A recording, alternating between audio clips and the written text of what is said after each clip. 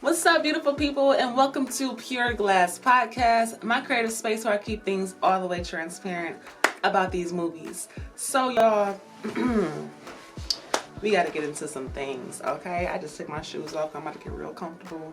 So in this movie, as you can tell by the title, we are going to talk about a childhood classic of mine. I'm sure you all have seen it and loved it.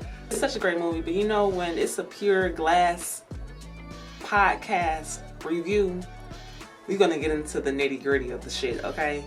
So All Dogs Go to Heaven is a classic movie from the late 80s. Came out in 89. It's a childhood classic, but we had to admit that this storyline was dark as fuck. Like, it was dark as hell, okay? So within the first 15 minutes, we witnessed Carface get Charlie drunk, kill him with a rolling car, and blow cigarette smoke in a child's face that he kidnapped, okay? This movie was out cold. Before we even get into the nitty gritty, we have to give Anne-Marie her flowers. The girl who voiced Anne-Marie was a childhood actor who also voiced Ducky and The Land Before Time. Her name was Judith Barcy.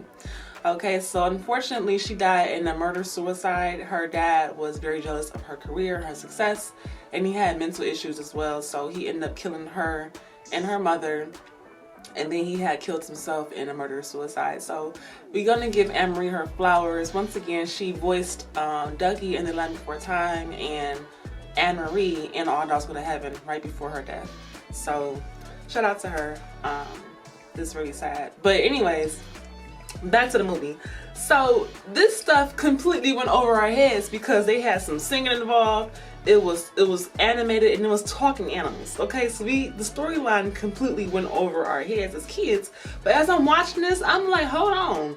This is a thug ass movie in animation form. You know what I'm saying? Like, they had everything from gambling, drugs, murder, gun violence, like kidnap. They had everything. We over here thinking it's cute. They got, okay, before I even get to that part, Carface ain't shit, but was he really as bad as they make him seem? Because, and let me explain myself. When it came to Anne-Marie, he was very rude, yes, but I'm looking at her living situation. Like, when we was first introduced to Anne-Marie, she at least had a bed in that dungeon, right? So Charlie called himself a savior. Saw Marie, realized she can talk to animals, okay, and saw that she was a cash cow because she can now talk to animals to help them win some money. So he's doing the same shit that Carface was doing, but dig this. How you save the girl? By have her sleep in your car. Like, that ain't really much of an upgrade there. And it took them a minute to get her some clothes. They was using her for the first couple of months, first couple of weeks. I don't know how long it's been. They was using that poor girl to get some money from the horse betting and stuff. Whole time she over there looking raggedy as shit still. So I don't really know if he saved her that much. But I'm talking shit because I do like Charlie. His personality was so cute. He even had her go to an orphan with the little puppies and had them get some pizza. So he did have good intentions, but that's neither here or there. Itchy was just itching for that paper. He didn't fuck with Anne-Marie from the get-go, and it wasn't that he didn't like the girl. He just felt like she was a distraction to the bag. Okay, Itchy was all about his bag. He wanted to get the bar up and running. He wanted to get that club going. He was all about his paper. Okay, and so the girl was a distraction because he knew that she was pulling on Charlie's heartstrings. You feel me? But Itchy, I think he was also scratching, not because he had fleas. That might have been the case. He did have fleas, but he also had PTSD. Let's not forget, he witnessed his friend, his boss, his ace boom coon. He saw him get knocked off the bridge by a car. Okay, he saw him die. So I can understand him scratching and getting shaken up because he got PTSD. Carface is hunting him in his dreams, choking him out and shit. He's scared. So I understand the itchiness.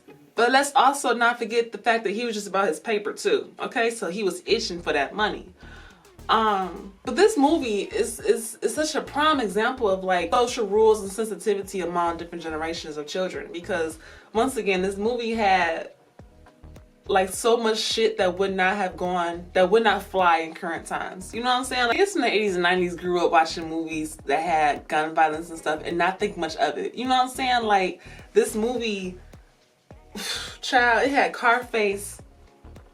Carface had machine guns. Dogs was getting dunked in a pool of piranhas. Okay, we had dogs getting eaten by crocodiles. Charlie got shot at with the machine gun in front of Anne-Marie's face.